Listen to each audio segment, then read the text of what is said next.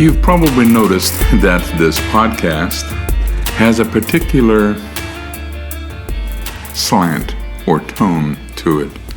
That tone is actually taken from one of my favorite books.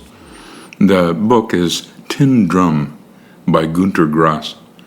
It's totally absurd, but very fun to read. And when I read it, quote, read it, it was actually an audio book that I listened as I was driving to my prosecution job in Salina? I think it's called Salina or Salina, Kansas. It's been a long time. In any case, it was so good that I would actually slow the car down so I could listen to more of the episodes and sit in the parking lot till the end of the chapter. One of those books. Really excellent. But the main character, a midget, 3 foot tall, banging a tin drum, was a little bit out there in his thinking. Still, his attitude, his skepticism, his very wry sense of humor was very fun to listen to. So I'm trying to incorporate that and make this podcast easier and more enjoyable to listen to. So, greetings, young gents. Oskar Matzerath, the 3 foot skeptic in Tin Drum by Gunter Grass, hammers his tin drum through the haze of life's grand illusions.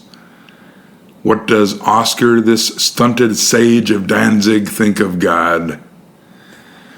Oh, the Almighty, that cosmic puppeteer, dangling us all on strings while we scramble like ants in a spilled sugar bowl.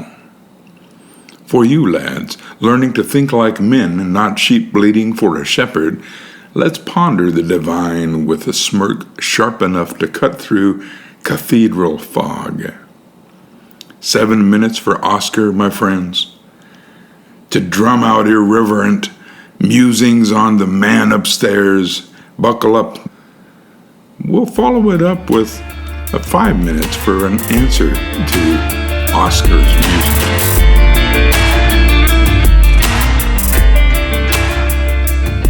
In the Tin Drum, Oskar doesn't exactly kneel at the altar of piety. God, he's a curious figure, less a loving father and more a distracted landlord who forgot to fix the roof.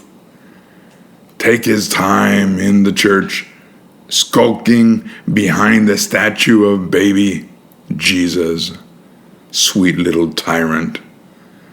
That one with his plaster halo and smug gaze, he climbed up into the organ loft, drumming his defiance, not because he hated God, but because God seemed so, indifferent. The priests prattled about divine love, but all he saw was a world of butchers, brawls, and his mother's eel-choked end. If God's running the show, lads, he's got a lousy stage manager. Oskar's drum, you see, was his gospel, louder, truer than any sermon. When he gazed at the church's stained glass, he didn't see divine light. He saw colors mocking his own smallness. God, to him, was like a shopkeeper who overcharges for salvation, promising eternity, but delivering only guilt. He once tried praying, after his mama's funeral, kneeled even, like a fool in a fairy tale. Nothing answered but the wind rattling the windows like his own doubts. The Bible says God made us in his image, but Oskar suspects he skipped the mirror when it came to Oskar himself, 3 feet and all drum. Skepticism, lads, is his creed. In the novel, Oskar toys with God like a cat with a half-dead mouse, There's that scene where he disrupts a mass, drumming until the congregation's prayers turn to curses. If God's so mighty, why let a dwarf's drum steal his thunder? Mind you, Oskar doesn't deny him outright. Too much effort, and it would be absurd. And he's no atheist preaching from a soapbox. No, he thinks God's there. Well, maybe. But he's got better things to do than fuss over Danzig's messes or Oskar's broken toys. He's a cosmic bureaucrat, stamping souls with neither malice nor care, while we mortals bumble through wars and eel suppers. For you young thinkers, this is the lesson. Don't swallow the divine pablum whole. Question it, poke it, drum on it. God might be real, but he's no babysitter, and his silence is louder than any hymn. Oskar once thought his drum could wake him. It only woke the neighbors, and they weren't pleased. Adulthood means facing the void, God or no God, with a mind sharp enough to cut through the dogma's fluff. Believe if you must, but keep one hand on your drumstick, ready to beat your own path.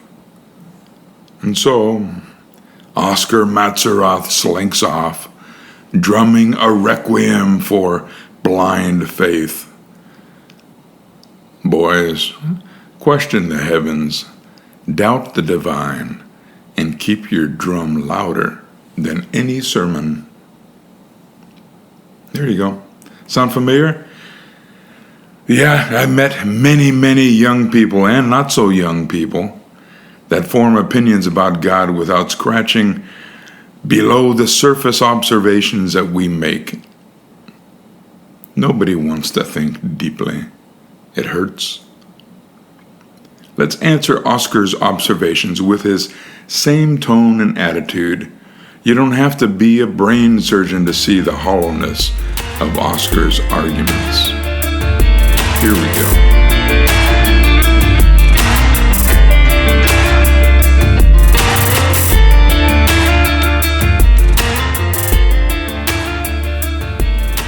Greetings, young boys.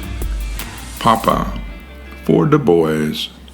Your madrigal cynic, picking and strumming through the fog of divine debates. Oskar sneered at God as a cosmic landlord too busy or bored to fix Danzig's leaky roofs. But today, let's contrast his irreverent musings with the notion that God's the measure of all things, and our doubts, my doubts, are just the sour fruit of human evil, sprouting from our precious free will. Oh, what a grand yarn. As if my love song could be outshone by celestial rulers. For you lads, learning to think like men, not puppets, let's waltz through this theological tangle with sarcasm sharp enough to slice a sermon. 7 minutes more, maybe 5, to play this out. Let's begin.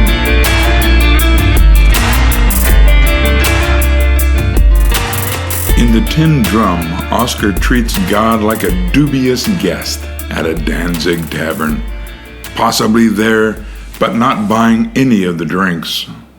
Skulking behind the church's plastered Jesus, he saw a world of butchers, wars, and eel-stuffed tragedies, and he blamed God's silence. Why does the Almighty sit idle while we try in vain to dodge life's cruelties? Oskar's skepticism was his shield.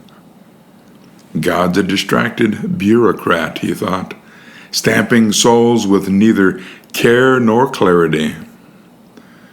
When Oskar disrupted Mass with his drumming, it wasn't rebellion, it was a test. If God's so grand, Why let a dwarf's tin drum steal his spotlight? He figured he's either napping or finds Oscar's chaos amusing, like a cosmic jester watching ants brawl. But then comes this other view, lofty as a cathedral spire, that God's the measure of all things, the yardstick by which truth, goodness, and even the beauty of our efforts are judged. As if our anything could be measured against divine blueprints. This perspective, lads, says God's not the problem. He's the perfection, the unchanging standard of order and love.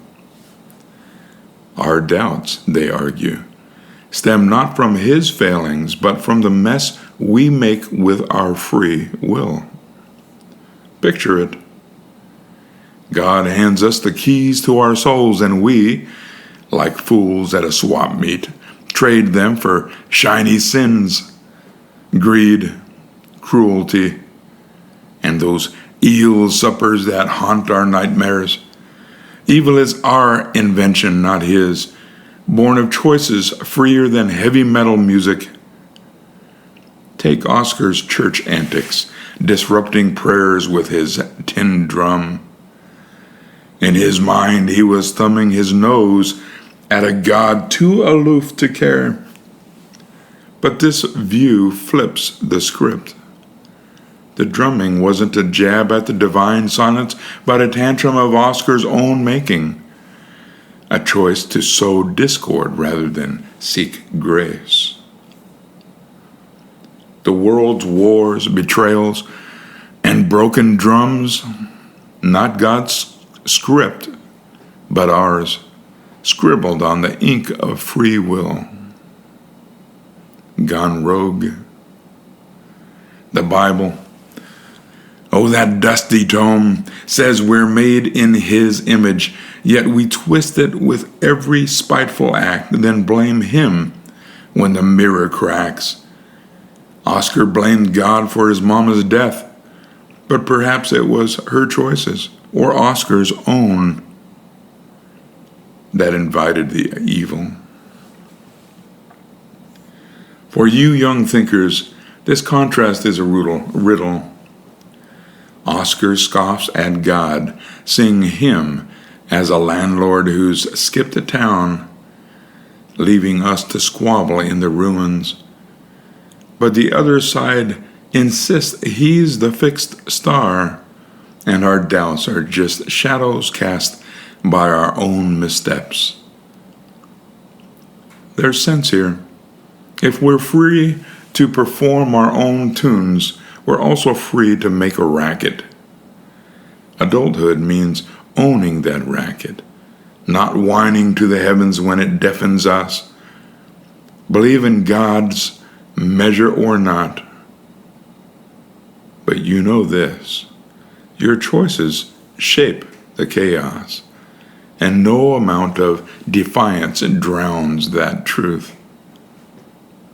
And so, Papa for the boys slinks off, lyricist to the divine yardsticks and human folly. Boys, measure your choices, not God's silence, and keep your drum louder than your doubt.